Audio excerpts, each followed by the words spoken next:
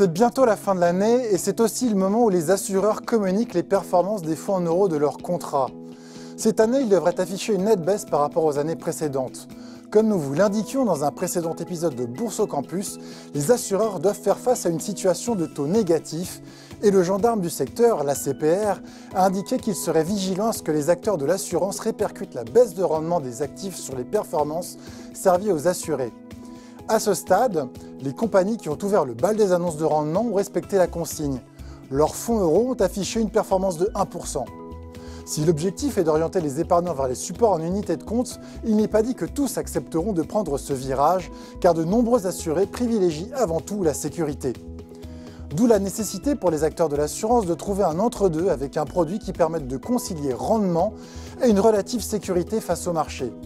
Autant de raisons qui expliquent le retour sur le devant de la scène du support euro-croissance. On vous explique en 4 points de quoi il s'agit.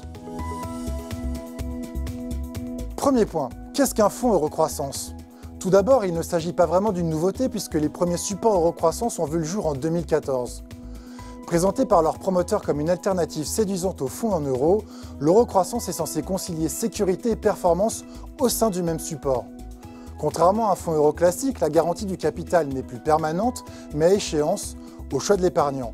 Par exemple, au bout de 8 ans, voire beaucoup plus tard, certains fonds proposent de varier le curseur à 15 voire à 20 ans. Cela ne veut pas dire que l'épargne est bloquée durant ce laps de temps. L'assuré est libre de sortir avant l'échéance choisie, mais il le fait aux conditions de marché comme pour une unité de compte classique. En contrepartie de cette prise de risque plus importante pour l'épargnant, l'euro-croissance a pour objectif d'afficher un rendement supérieur à celui d'un fonds en euros traditionnel. Deuxième point, comment fonctionne un fonds euro-croissance?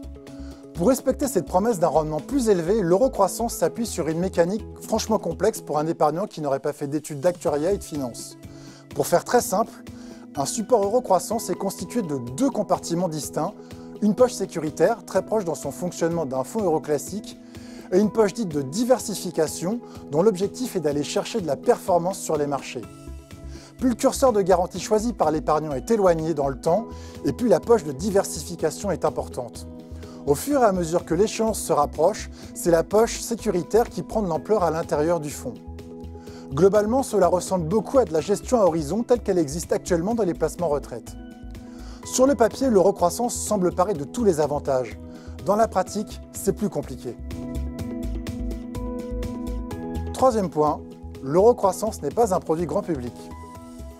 En plus de sa complexité qui le rend difficile à s'approprier par les réseaux commerciaux et in fine à vendre à l'épargnant final, l'euro-croissance affiche des frais plus élevés que ceux existants sur un fonds euro classique ou des unités de compte.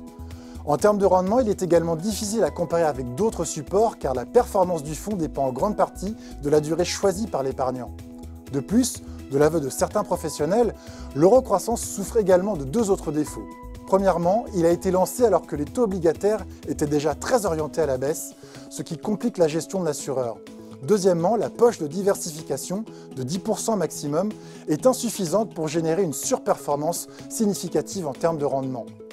Autant d'éléments qui permettent d'expliquer que le produit n'ait pas vraiment rencontré son public. L'encours n'est que de 2,5 milliards d'euros à fin 2018, une goutte d'eau à l'échelle de l'assurance vie et ses 1700 milliards d'euros. Mais l'euro-croissance n'a toutefois pas dit son dernier mot. Quatrième point, un nouvel euro-croissance dans les tuyaux. Une nouvelle version de l'euro-croissance devrait voir le jour à l'initiative de la loi Pacte d'ici les prochaines semaines. Le ministre de l'économie et des finances, Bruno Le Maire, a exhorté les assureurs à faire de la promotion de cette nouvelle version du produit, corrigée de ses défauts originels. Par exemple, les assureurs pourront communiquer un rendement unifié pour tous les épargnants, ce qui devrait améliorer la lisibilité du produit. De plus, la poche de diversification sera plus souple et flexible afin d'être plus compétitive en termes de rendement. Enfin, les assureurs auront la possibilité d'octroyer un bonus pour les assurés qui s'engagent sur le long terme. Reste à savoir si ces atours suffiront à séduire les épargnants.